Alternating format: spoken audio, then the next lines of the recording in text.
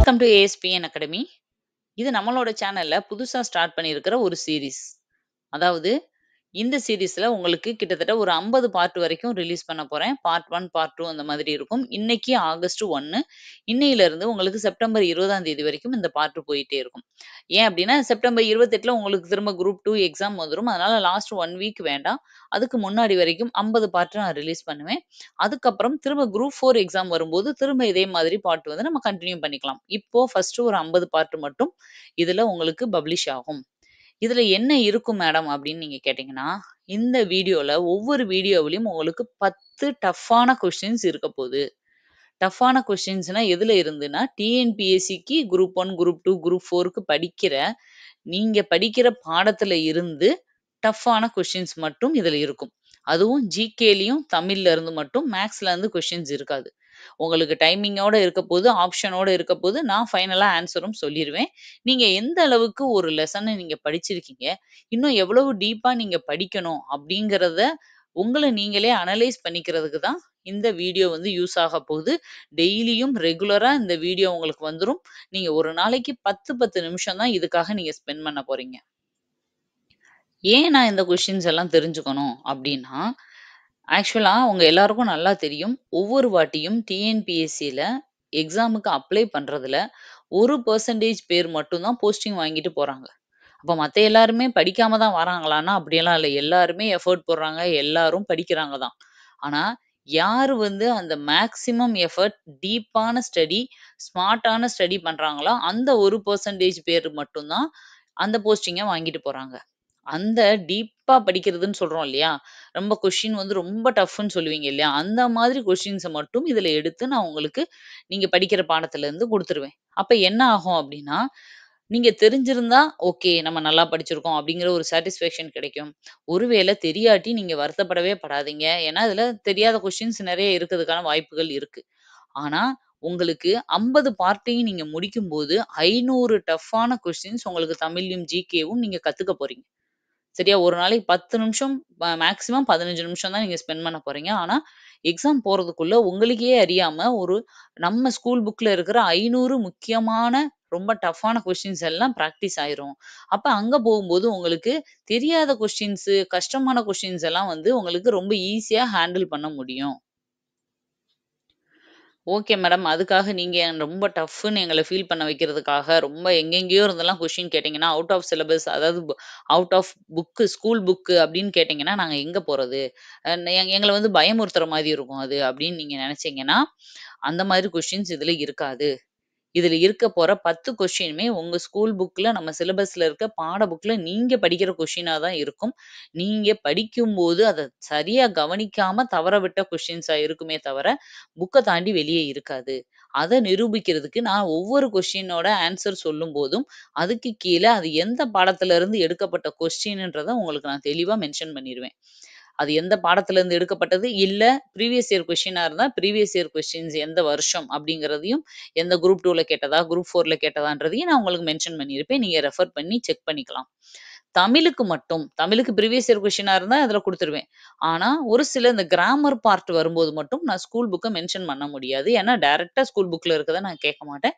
ஏன்னா, எக்ஸாம்லயும் அப்படி கேட்க மாட்டாங்க. கிராமர் பார்ட்டுக்கு மட்டும் கொஞ்சம் டஃப்பா நீங்கலாம் யோசிக்கிற மாரி கொஞ்சம் பேட்டர்ன மாத்தி நான் அப்பப்ப குடுப்பேன். மேக்ஸிமம் ஸ்கூல் புக்கா இருந்தா நான் அந்த ஸ்கூல் புக்ல இருக்கதே குடுத்துருவேன். மத்தபடி ஜிகே எல்லாமே உங்களுக்கு புக் கன்டென்ட் தான் வரப்போது. உங்கள நீங்களே அனலைஸ் பண்ணிக்கிறதுக்கும், தெரியாத கொஸ்டின தெரிஞ்சுக்கிறதுக்கும். ஓகே. டைம் வேஸ்ட் பண்ண வேண்டாம். நம்ம வீடியோக்குள்ள போயிரலாம். இப்ப 10 கொஸ்டின் இருக்கப்போது, நான் ஒவ்வொரு கொஸ்டினுக்கும் 30 செகண்ட்ஸ் டைம் குடுக்குறேன். அதுக்குள்ள நீங்க ஆன்ஸர வந்து யோசிச்சுக்கோங்க. அதுக்கப்புறம் ஒவ்வொரு இதுலயும் எவ்வளவு எந்தெந்த கொஸ்டினுக்கு வந்து நீங்க மிஸ் பண்றீங்க அப்படிங்கிறத நோட் பண்ணிட்டே வாங்க. ஃபைனலா உங்க ஸ்கோர் தெரிஞ்சுக்கிறதுக்கு. ஃபர்ஸ்ட் கொஸ்டின் பாருங்க. பிராமணர் அல்லாத தலைவர்கள் மற்றும் மாணவர்கள் தங்கள் பெயரை தூய தமிழில் மாற்றிக்கொண்ட மாநாடு எது?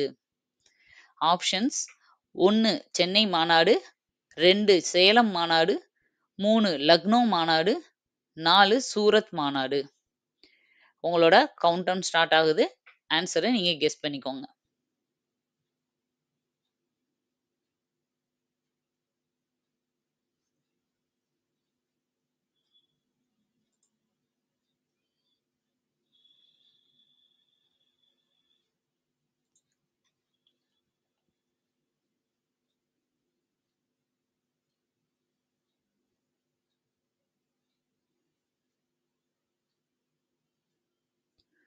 ஓகே. இதுக்கான ஆன்சர் பார்க்கலாம். இதுக்கான ஆன்சர் பாருங்க. 1944 சேலம் மாநாடு. சேலம் மாநாட்ல தான் எல்லாரும் இந்த மாரி பேர மாத்திக்கிட்டாங்க. இது எந்த பாடத்திலருந்து எடுக்கப்பட்ட கொஸ்டின் அப்படின்றத கீழ குடுத்திருக்கேன் பாருங்க. தமிழகத்தில் அரசியல் வளர்ச்சி அப்படிங்கிற பாடத்திலருந்து எடுக்கப்பட்ட கொஸ்டின் தான் இது. ஓகே, நெக்ஸ்ட் கொஸ்டின் போலாமா? Second question. சேந்தன் மற்றும் கூற்றன் ஆகிய அரசர்களைப் பற்றி குறிப்பிடும் கல்வெட்டு எது? 1 பூலாங்குறிச்சி கல்வெட்டு, 2 மாங்குளம் கல்வெட்டு, 3 அசோகர் கல்வெட்டு, 4 நனிக்காட் கல்வெட்டு. உங்களோட டைம் ஸ்டார்ட்ஸ்.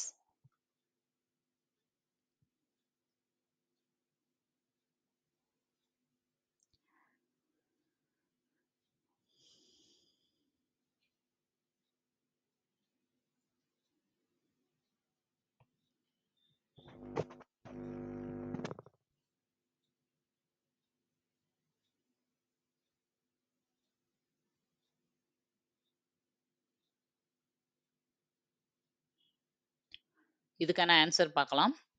ஆக்சுவலா இவங்க வந்து களப்பிரர் காலத்த சேர்ந்த அரசர்களா இருக்கலாம் அப்படின்னு சொல்றாங்க. களப்பிரர் காலம்னாலே இருண்ட காலம்னு சொல்லுவோம். பட் இந்த 2 பேர பத்தின ஒரு குறிப்பு மட்டும் பூலாங்குறிச்சி கல்வெட்டுல நம்மளுக்கு குறுக்கப்பட்டிருக்கு. இது எந்த பாடத்துல இருக்குன்னா, தென்னிந்தியாவில் சமுதாய உருவாக்கம் அப்படிங்கிற லெசன்ல இந்த பாயிண்ட் இருக்கு. ஓகே, தேர்ட் கொஸ்டின் போலாம். பல்லவர் காலத்தில் வெளிநாடுகளோடு வணிகம் கொண்ட வணிகர்கள் எவ்வாறு அழைக்கப்பட்டனர்? ஆப்ஷன்ஸ் 1 சுதேசி, 2 ஐநூற்றுவர், 3 நானாதேசி, 4 நனிக்காட் கல்வெட்டு. இதுல எது சரியானது அப்படிங்கிறத சொல்லுங்க. உங்களோட டைம் ஸ்டார்ட்ஸ்.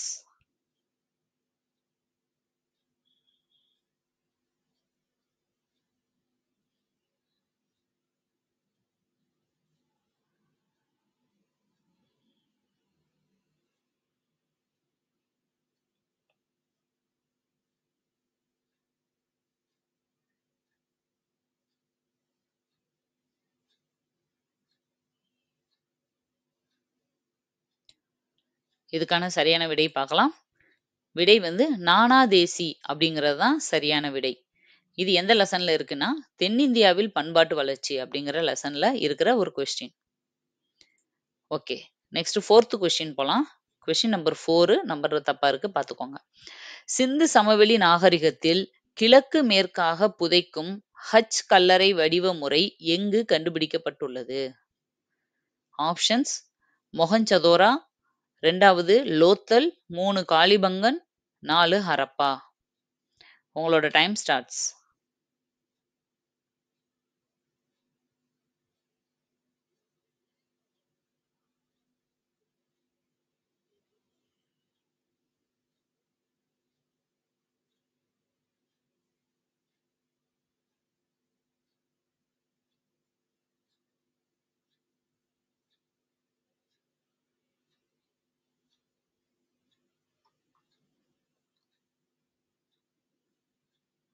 இதுக்கான சரியான விடை என்னன்னு பார்க்கலாம். ஆன்சர் பாருங்க. ஹரப்பா. ஹரப்பால தான் இந்த ஹட்ச் வடிவ கல்லறை முறை. ஒவ்வொரு ஊரிலயும் ஒவ்வொரு விதமான புதைக்கிற மெத்தடு, எரிக்கிற மெத்தடு அதெல்லாமே குடுத்துருப்பாங்க ஸ்கூல் புக்ல. அதுல இந்த இது வந்து அந்த பேட்டர்ன் எங்க இருக்கும் அப்டின்னா, ஹரப்பாவுல தான் கிடைக்கப்பட்டுச்சு. சிந்து சமவெளி நாகரிகம் லெசனு 11ல இருக்க லெசன்ல இந்த பாயிண்ட்ஸ் இருக்கும். உங்களுக்கு 7த்ல, 6த்ல சின்ன கிளாஸ்லயுமே இந்த சிந்து சமவெளி நாகரிகம் இருக்கு. செக் பண்ணிக்கோங்க. நெக்ஸ்ட் 5த் கொஸ்டின் பாருங்க. பிரித்து எழுதுக. வேர்க்கோட்பளவின் அப்படிங்கிற வார்த்தைய பிரிச்சு எழுதணும். ஃபர்ஸ்ட் ஒன் வேர் பிளஸ் கோட் பிளஸ் பலவின். செகண்ட் ஆப்ஷன் வேர்க்கோட் பிளஸ் பலவின். தேர்ட் ஆப்ஷன் வேர்க்கோல் பிளஸ் பலவின். ஃபோர்த் ஆப்ஷன் வந்து வேர் பிளஸ் கோல் பிளஸ் பலவின். இதுல எது சரியான விடை அப்படிங்கறத ஆன்சர் பண்ணுங்க. உங்க டைம் ஸ்டார்ட்ஸ்.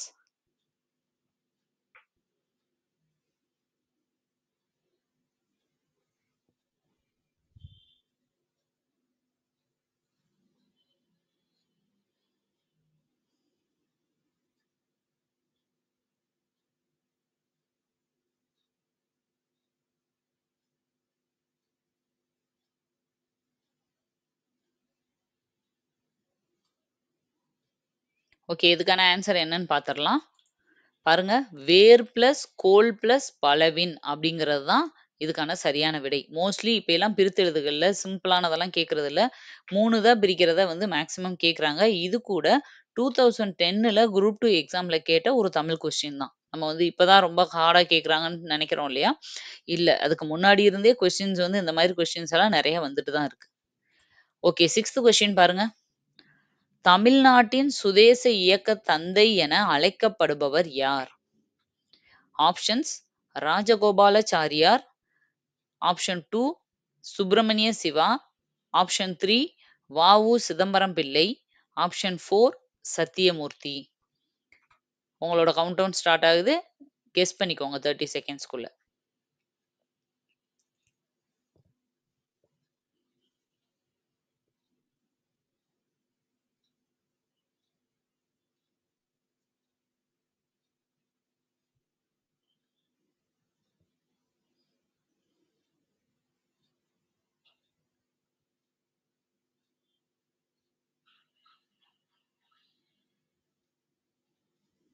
இதுக்கான ஆன்சர் என்னன்னு பார்க்கலாம்.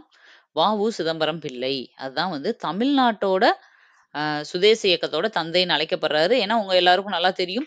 1905ல வங்க பிரிவினை நடந்ததுக்கு அப்புறம் தான் காந்தி வந்து சுதேச இயக்கத்தவே ஆரம்பிப்பாரு. அந்த சுதேச இயக்கத்த தீவிரமா எடுத்துட்டு போறதுக்காக மெயினா அதுவும் தமிழ்நாட்டுல நெறைய பேர் பண்ணியிருப்பாங்க. பட் அதுல அதிகமான பங்கு அளித்தவர் யாரு அப்டின்னா, வ.உ. சிதம்பரம் பிள்ளை. ஏன்னா, சுதேசி கப்பல் நிறுவனம்ன்ற ஒரு நீராவி கப்பல் நிறுவனம்ன்ற ஒரு கப்பல் நிறுவனத்தையே நிறுவி, அதுவும் எப்போ? கரெக்ட்டா 1905 அக்டோபர் 16ல நம்மளுக்கு வங்க பிரிவினை பண்ணியிருப்பாங்க.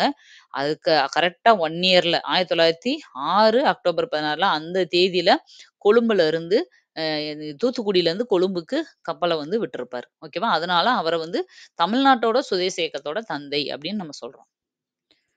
ஓகே 7த் கொஸ்டின் பாருங்க. பியூஜிதா என்ற அளவு எதை குறிக்கிறது?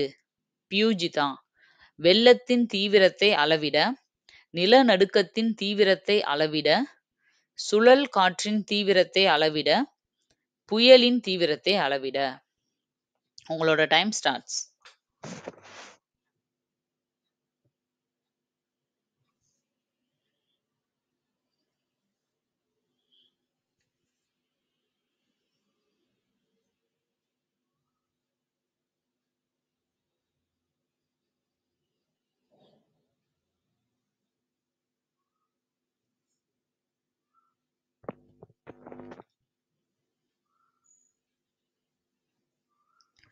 இதுக்கான ஆன்சர் என்னன்னு பார்க்கலாம். சுழல் காற்றின் தீவிரத்தை அளவிட அப்படிங்கிறது தான் சரியான விடை. இது எங்கேருந்து எடுக்கப்பட்ட கொஸ்டின்னா 2012ல வந்த குரூப் 2 எக்ஸாம்ல இருந்து கேட்ட ஒரு ஜிகே கொஸ்டின் தான் இந்த கொஸ்டின். ஓகே நெக்ஸ்ட் கொஸ்டின் போலாம். Question number 8. தமிழ்நாட்டின் சென்னகேசவ மலையின் நடுவே கட்டப்பட்டுள்ள அணை எது? ஆப்ஷன் 1 சாத்தனூர் அணை, ஆப்ஷன் 2 அமராவதி அணை, ஆப்ஷன் 3 பவானிசாகர் அணை, ஆப்ஷன் 4 முல்லை பெரியாறு அணை. உங்களோட டைம் ஸ்டார்ட்ஸ். ஆன்சர எதுன்றத கண்டுபிடிச்சுட்டு நீங்க ஒரு பேப்பர்ல எழுதினாலும் சரி, இல்ல மனசுக்குள்ள கெஸ் பண்ணி வச்சுக்கிட்டாலும் சரி.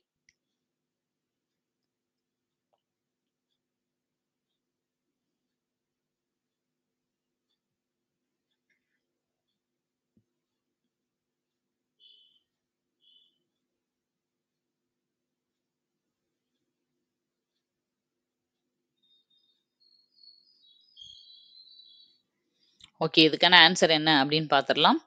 ஆன்சர் வந்து சாத்தனூர் அணை. இது எதுலேருந்து எடுக்கப்பட்டதுன்னா, ஜியோகிராஃபில தமிழ்நாடு மானுட புவியியல் அப்படிங்கிற ஒரு லெசன் இருக்கும். ரொம்ப ரொம்ப ரொம்ப முக்கியமான லெசன். 10th ஸ்டாண்டர்ட்ல இருக்கிற ஜியோகிராஃபி லெசனு. அதுல எல்லா நம்ம தமிழ்நாட்டுல இருக்க எல்லா அணைகள பத்தியும் குடுத்திருப்பாங்க. அதுல ஒரு பாயிண்ட் தான் இது. Sathanur dam. Okay next 9th question பாருங்க. பசிபிக் கடலில் அலாஸ்காவிற்கும் ரஷ்யாவிற்கும் இடையில் பேரிங் நீர்ச்சந்தி வழியாக செல்லும் கோடு எது? ஆப்ஷன் 1 90° தீர்க்கக்கோடு, ஆப்ஷன் 2 90° அச்சக்கோடு, ஆப்ஷன் 3 180° தீர்க்கக்கோடு, ஆப்ஷன் 4 180° அச்சக்கோடு. இதுக்கான டைமிங் வந்து உங்களுக்கு ஸ்டார்ட் ஆயிருச்சு. நீங்க கெஸ் பண்ணிக்கோங்க 30 செகண்ட்ஸ் வரைக்கும். எனக்கு டைம் வந்து 30 செகண்ட்ஸ் வெயிட் பண்ணா பிடிக்கல. இல்ல நான் வேகமாவே ஆன்ஸர் கெஸ் பண்ணிட்டேன். எனக்கு டக்கு டக்குன்னு போணும்னா, நீங்க ஜஸ்ட் டபுள் கிளிக் பண்ணி ஸ்கிப் பண்ணிக்கோங்க. 10 செகண்ட்ஸா நீங்க ஸ்கிப் பண்ணி வீடியோவ பார்த்துக்கோங்க. ஓகேவா?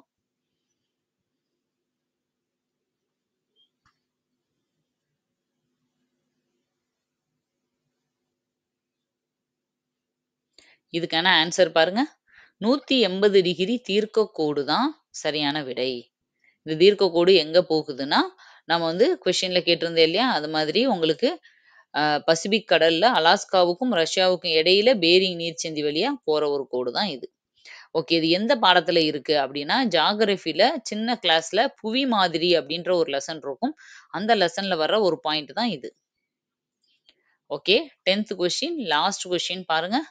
1864ல் தோற்றுவிக்கப்பட்டு பணத்தை வெளியிட்ட முதல் மைய வங்கி எது? ஃபர்ஸ்ட் கொஸ்டின் ஸ்வீடன் வங்கி, ஃபர்ஸ்ட் ஆப்ஷன்.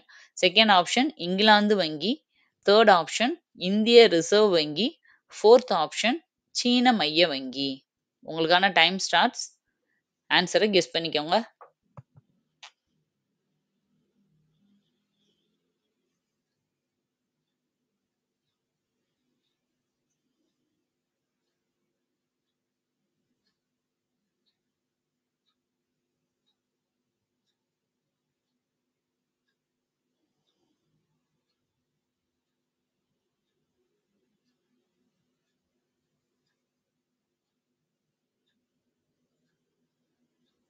இதுக்கான ஆன்ஸர் பார்க்கலாம்.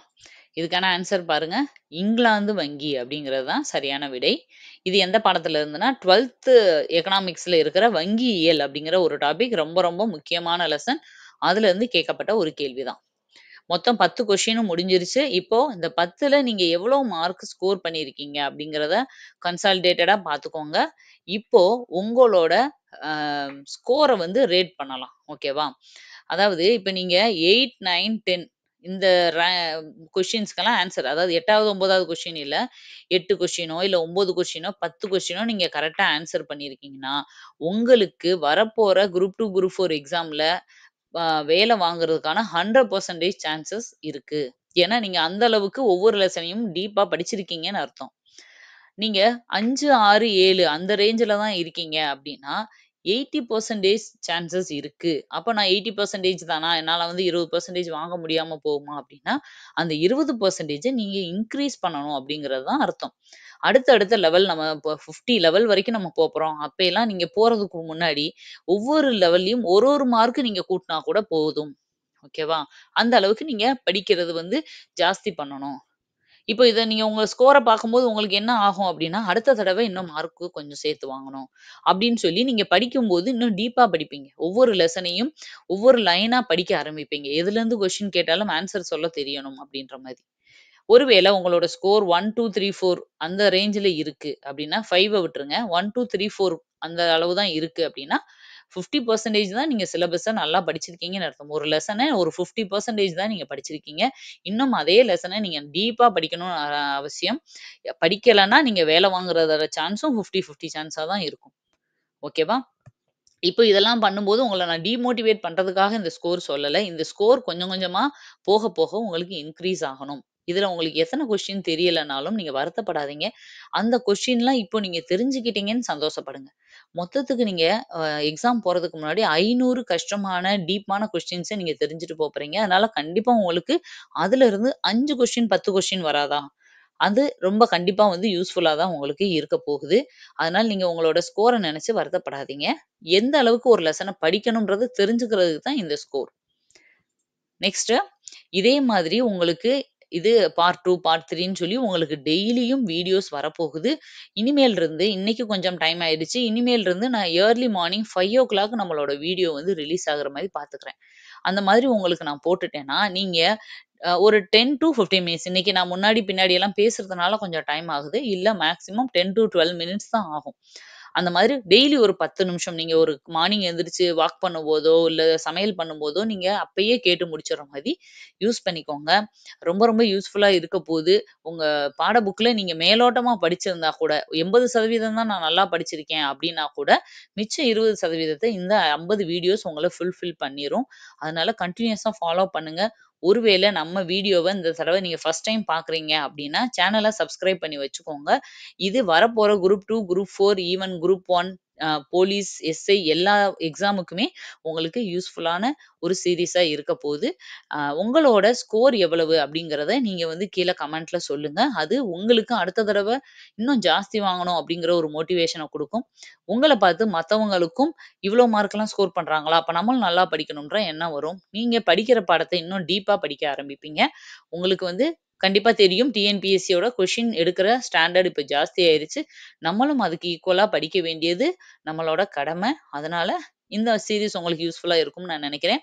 தொடர்ந்து நம்ம இத ஃபாலோ பண்ணலாம். அடுத்த பார்ட் 2 வீடியோல உங்கள நான் மீட் பண்றேன். உங்களுக்கு வேற என்ன மாதிரியெல்லாம் வேணும் அப்படிங்கிறத கீழ கமெண்ட்ல சொல்லுங்க. கண்டிப்பா அத நான் உங்களுக்கு வந்து செஞ்சு குடுக்குறேன். Okay, thank you. திரும்பவும் இன்னொரு வீடியோல உங்கள மீட் பண்றேன். பை.